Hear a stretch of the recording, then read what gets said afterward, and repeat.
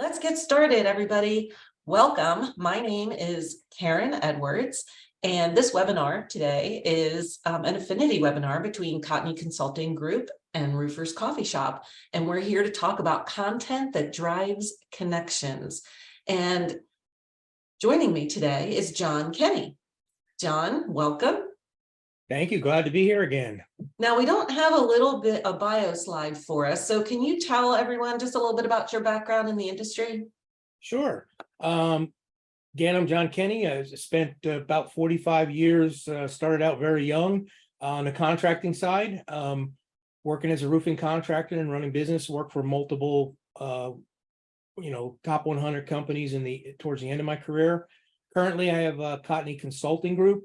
What I do in Cotney Consulting Group is I'm the CEO, and I work directly with roofing contractors on their business needs as far as operationally estimating and day-to-day understanding of where the world's going. So, and I also do a lot of online training as well. Thank you, John. And as I said, I'm Karen Edwards. I am the COO with Roofers Coffee Shop. And then I also am the director for the Roofing Technology Think Tank.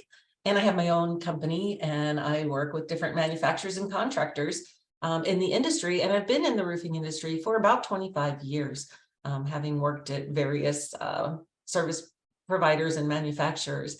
So I am super excited. Oh, I do want to mention Heidi was going to join us on this webinar, but she had something come up and you're stuck with me and John today. So, but I'm really excited about this topic because content, you've heard the phrase content is king, right?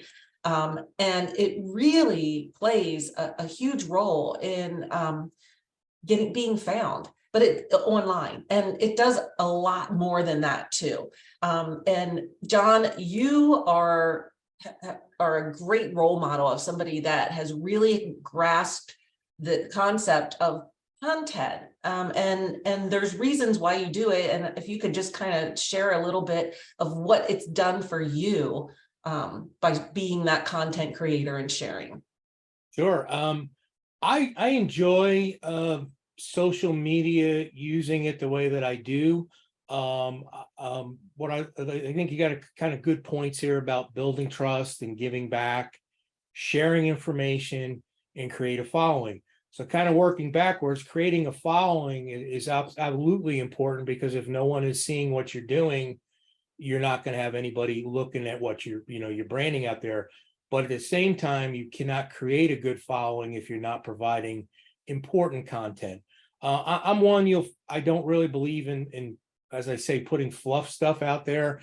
It's, Facebook, I'll put personal stuff, but let's stick with LinkedIn, great business to business directory. When I post, I like to do it exactly like you're seeing here. What give back was really what information, what can you give back to the industry that you're in? It doesn't necessarily have to be roofing, whatever industry somebody's in, what is the value of what you're posting that gives back to that industry?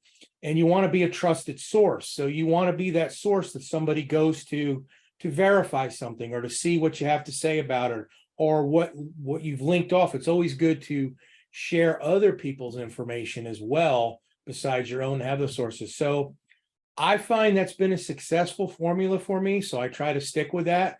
I like to give back. I like to provide information, and I like to build a trust amongst my followers to know that, hey, if John Kenney is putting it out there, it's passed that reasonable test, and there's something good about it. Why he wouldn't be posting it. It's not going to be a wasted time. Exactly. So, in talking about content, there's different types, and I think it's important to talk about what these types are, and how to do it, how to make it happen. Because the idea of, oh my gosh, I have got to come up with articles to share, or I've got to come up with videos. Let's talk about the different types when we're talking about content. First, obviously, is writing. If you are any kind of small business that wants to be found or wants customers to find you online, it's really important that you have an active blog on your website.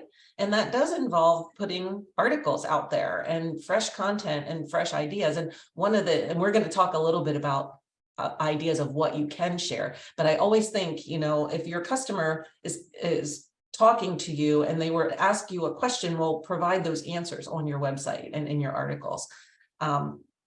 You're a big fan of written content, John. I know you write a lot. I write a lot for Roofers Coffee Shop and Metal Coffee Shop, as well as other parts of the industry. Talk to us a little bit about that. Yeah, so I think where I see some mistakes being made out there, especially now with the introduction to AI, is there's a big push on let AI be your blog writer, let AI do your work. Now, I definitely agree AI has a place in everything. It's there.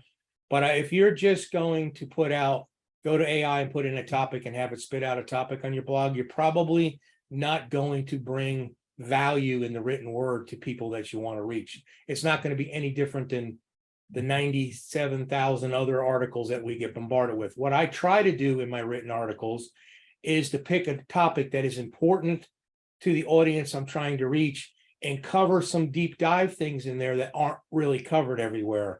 And, whether it's financial, safety, operations, estimating, I want to give that information. So that's how I kind of drive my written content for sure. And you are big on audio as well. I know, and I think we've got this coming up too, talking about podcasts, but we at Roofers Coffee Shop, we always say we call it RLW, read, listen, watch. Some people really like to read articles. Some people are much more audio driven, and other people like to watch videos and look at pictures, right? So it's important to think about offering what you're offering and putting it in different formats. Yeah, I think you got the 4 greatest bullet points here. To be successful in content on social media, you have to have all of these in a combination of them.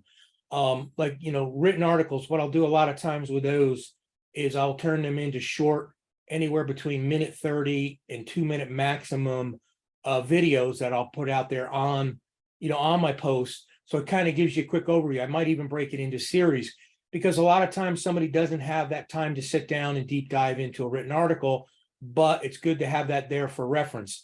So you got the video part of it, and videos actually really get you a lot more engagement per se out there than the written article. And audio, I like on the podcast because that can go on the go.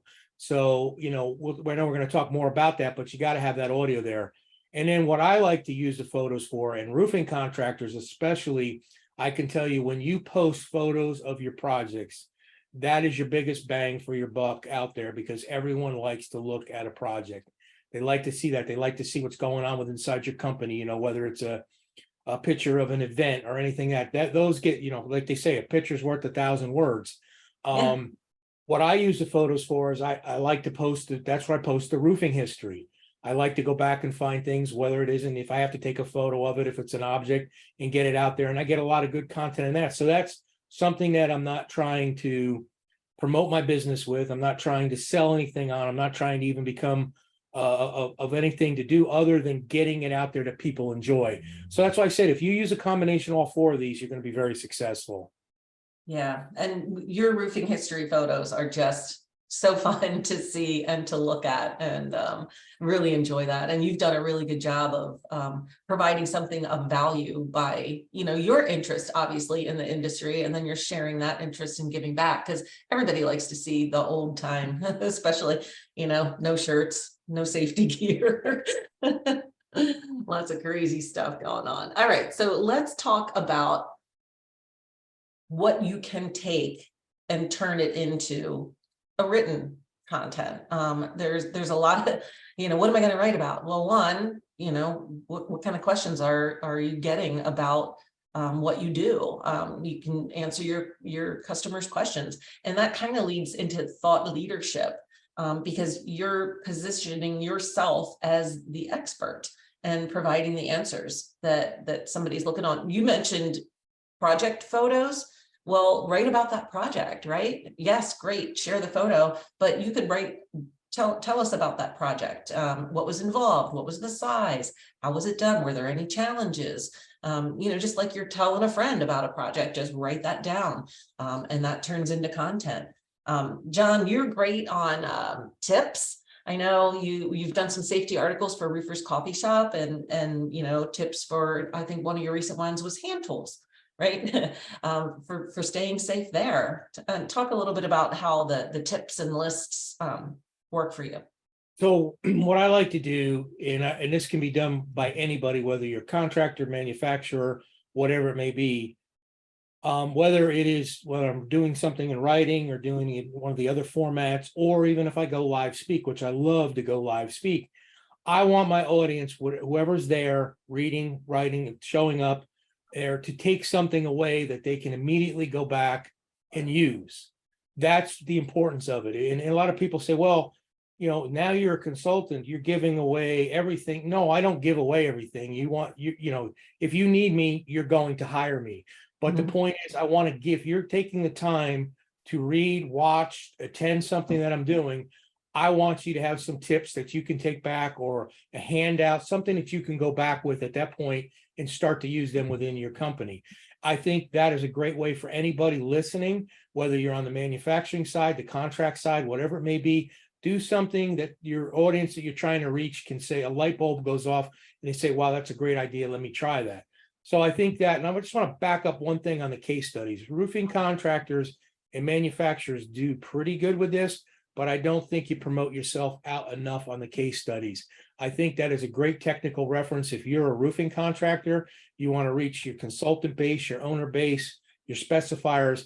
They really want to know about the troubles and the tribulations you went through to do that project, and how you overcome all those items in there. That used to be, it was really popular when we had more magazine out there than we do digital, but I think that's not used enough. And I think that's a big bang for your buck in our industry.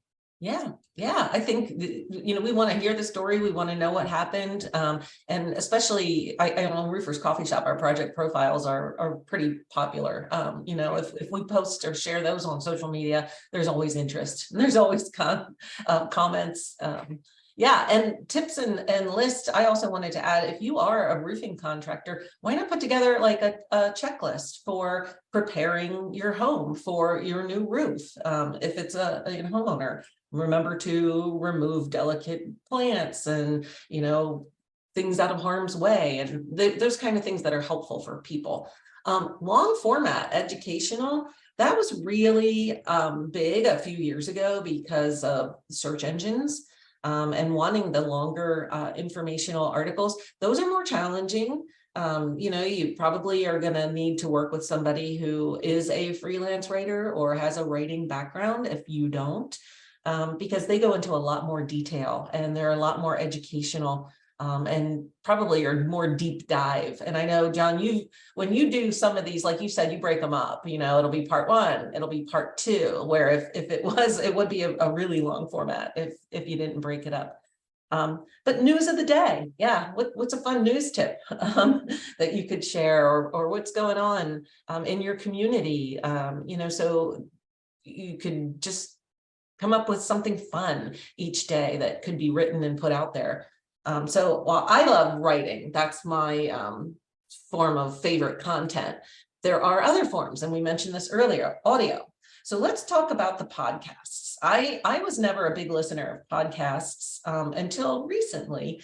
I've gotten into a few, but I understand that that's a medium that's growing really rapidly. And John, you have a couple of podcasts that you host. Yeah, I mean, podcasts are a great other form. Like I said, they're more mobile. You can listen to them on your phone. You can kind of sit back when you're, killing time, even on a plane, whatever that may be. People have a chance to just sit back and listen. Two of the ones that we do, I do one in partner with Trent Cotney, Law and Mortar. That's very successful. We kind of take that one he takes it from the legal aspect, and I take it the issues of the day from the business aspect. You put them both together.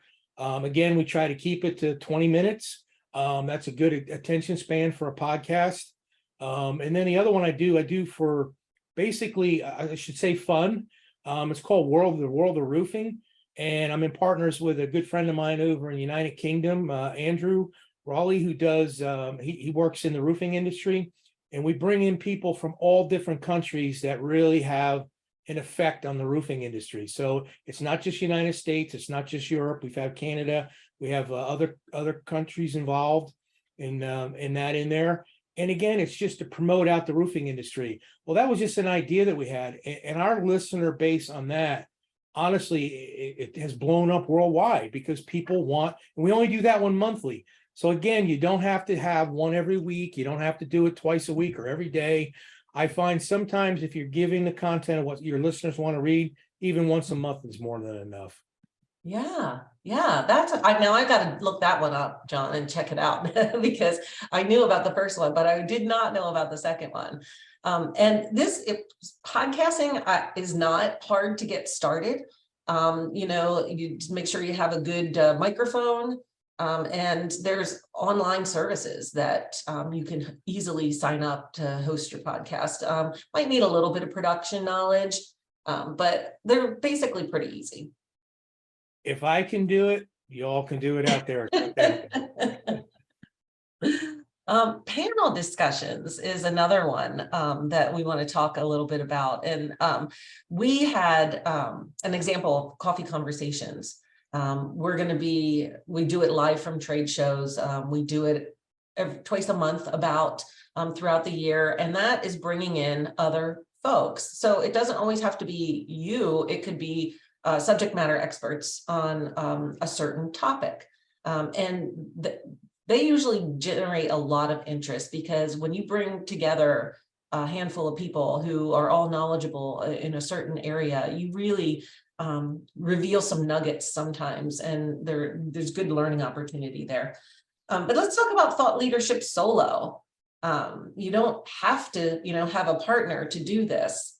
We ask our influencers to be thought leaders on Roofers Coffee Shop and Metal Coffee Shop. And one of the ways that some of them do it is they'll take their phone and just talk about a certain topic, and then we can use that video. You can do the same thing.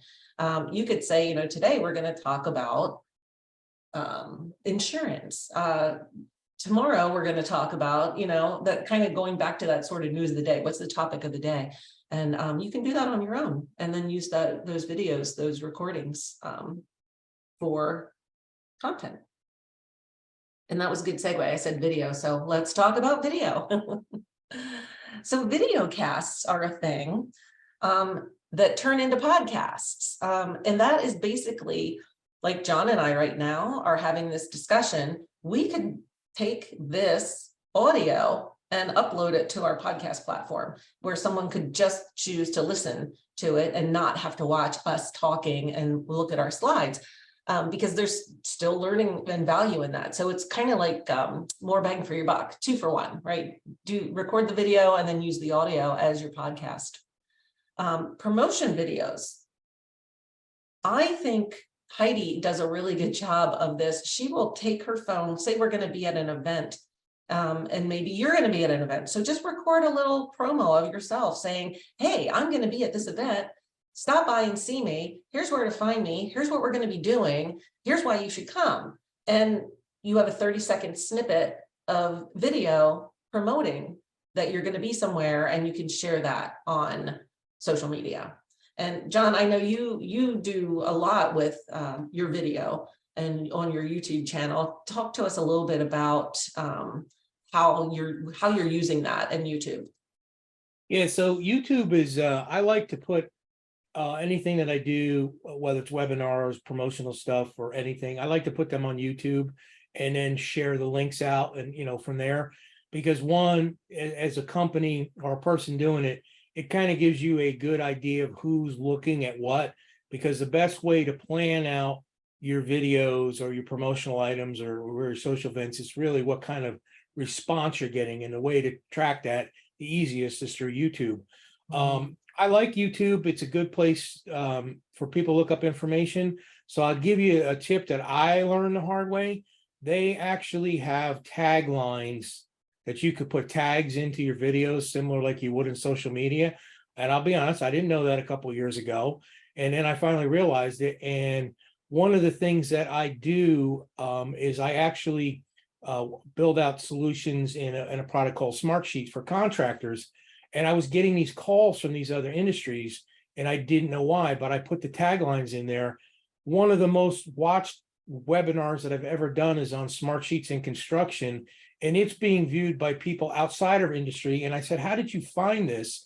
And they said, because when we put in smart sheet in construction into the search engine, your video comes up ahead of smart sheets themselves. So that's what I mean. So again, you got to use these things to your advantage. So YouTube is great for getting yourself in search engines and seeing things that come up.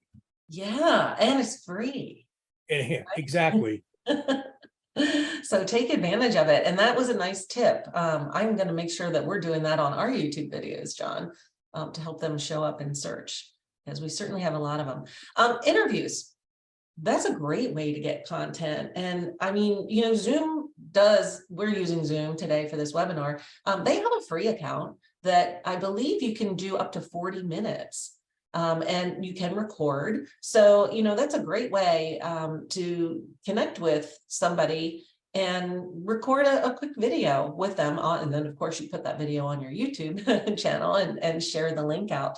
I had a contractor in Texas that I was working with for a little bit, and we did some of those video interviews over Zoom with their GAF rep, because he was a subject matter expert in some of the stuff that we were promoting. So we did just some real quick snippet interviews with him, and then we were able to share that out on social media and get it on their website. So yeah, creating the content is somewhat daunting when you're thinking about it in the big picture, but if you kind of break it down into these bite-sized snippets, it starts to become a lot easier. The last bullet point I love, we mentioned project profiles before, but yeah, videos of the job, of the completed job, drone footage is really fun, and employee spotlights. We're currently doing that right now on Roofers Coffee Shop. If you go to our Instagram, you'll see some of our employee spotlights, and we just gave them like 5 or 6 questions to ask. How did I get into roofing? What do I love most about my job? What am I looking forward to? Simple questions that then we turn into a, hey, meet the crew video and put it out there and get to know the folks. I think human interest is always successful, I think your employee and project profiles is what brings the greatest interest to your community. So if you're wanting to reach your community as far as, promoting yourself out, they go the furthest. When you're doing your videos and your drones, I will tell you, be careful. Make sure you don't have any safety violations, because I'm pretty rough on that when I see them on social media. Yeah. I always like to message the person putting them there and saying it's not really promoting the way you want. But if you've got good safety set up, or you don't have anybody on the roof and you're doing before and afters, drones really draw the attention. You could put a little music to it. The music's free, as long as you're taking it from like the, whatever platform you're doing it in. And definitely employee spotlights go a long way. And you should be doing some of these live employee spotlights for your internal communication as well, because don't forget, social media is also for internal, and it works very well for morale within your company. That's true. And depending on the size of your team, it really helps to get to know your team members a little bit better. I mean, in our case, we're spread all across the United States, and we don't see each other that often. We interact daily, but I didn't know that tidbit about this person. Find that a little more interesting, and it creates those connections. Mm-hmm. All right, so let's talk about educational content. This is what we're doing right now, John. We are. Well, webinars are big. I will give you a tip on that is, and again, we're trying to give you, even on this, these are short ones that we do quarterly. We're trying to give you something to take away. So it's kind of an open discussion, giving you tips. Biggest problem that I find with webinars being done out there is that some of them are too long. I always try to keep them between 45 and 50 minutes and leave time for questions, and try to always give information that has value to the people listening, or has value if they can look it up later. A lot of times webinars are sales presentations for the company that's presenting them. That is a bad way of going. It usually turns people off. So again, if you're a roofing contractor, manufacturer, you want to talk about roofing service, roofing maintenance, how you do your new construction, how you go to business. Talk about the processes that works almost like a non-promotional industry. Of course, you're promoting yourself, you're doing it, but you want to give that back, and they'll work real well. I don't think enough contractors do webinars for their target base. Lunch and learns, fall into that category as well. So do them, and it's always good when they're recorded for reference back to use as promotional tools later on.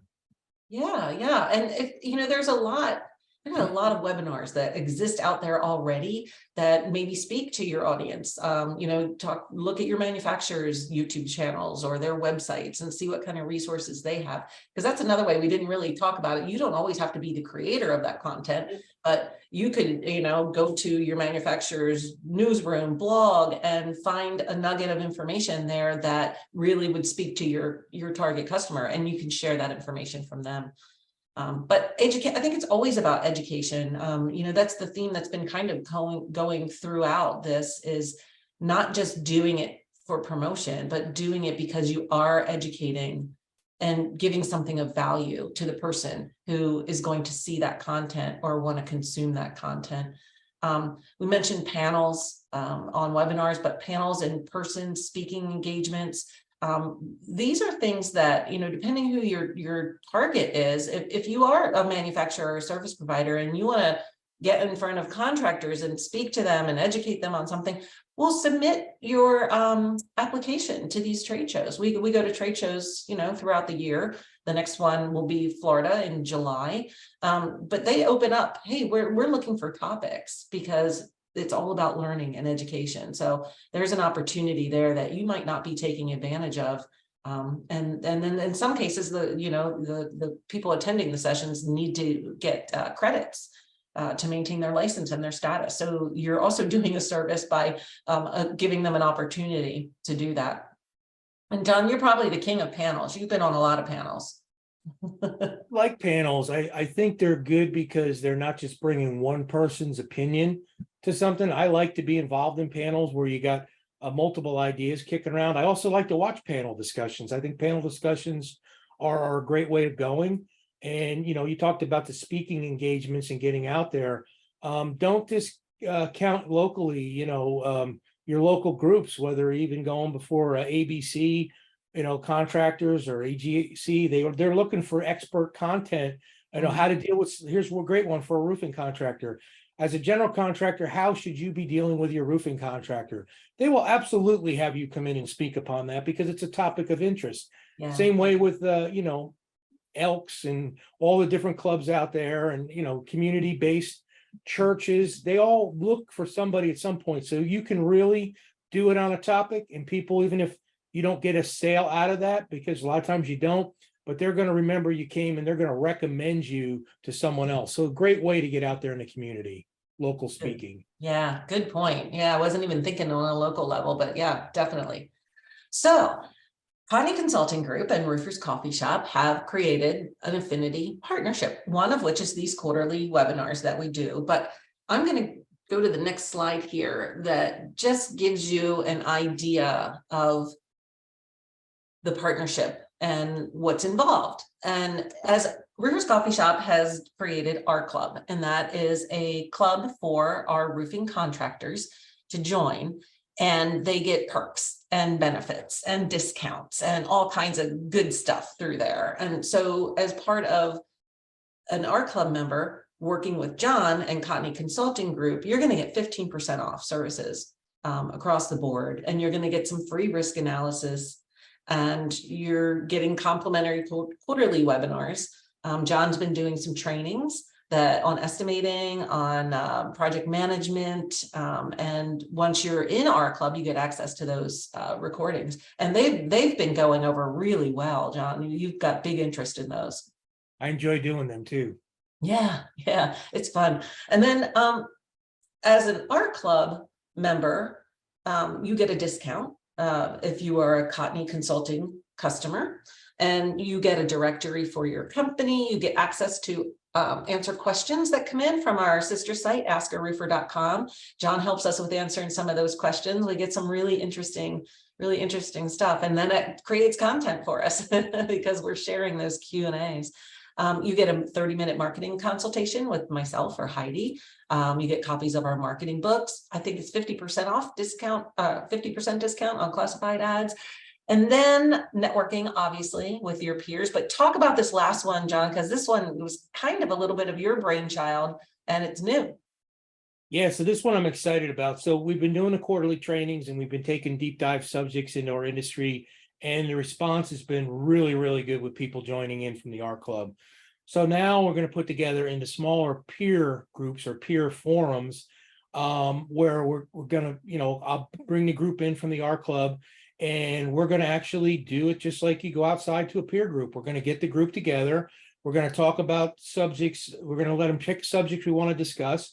We're going to go around everybody that's in this group and start to discuss how they do things and what their challenges are, and really get some good participation among the art club members, and have some good takeaway, because that's the big advantage. I always said, really came up with this idea because I always said our club is the greatest peer group out there because there's so many companies that belong to it. So we're kind of taking that to the next level, having these quarterly forums. Yeah, I'm excited to get that going.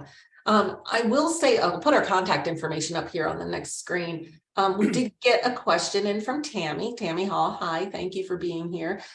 She's wondering if there's a software that's user-friendly when developing an operational manual that you like for developing operation. That's developing content, big content.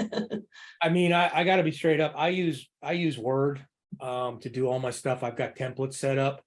I always try to not go buy software. I mean, I got to pay for it to use Office, but I like using Microsoft Word to do all of my written portion of it.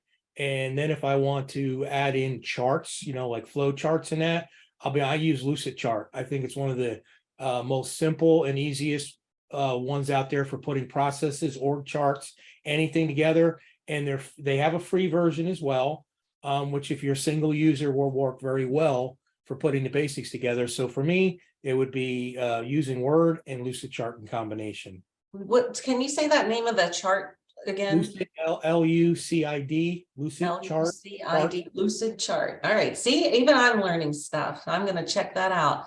Well, thank you everyone so much for being here today. Our contact information is on the screen. Anybody has any questions about anything at any time, we're all open, we'd be happy to talk with you and help with you. And if you want to share this with somebody, this will be up on our website and available probably within the next 24 hours.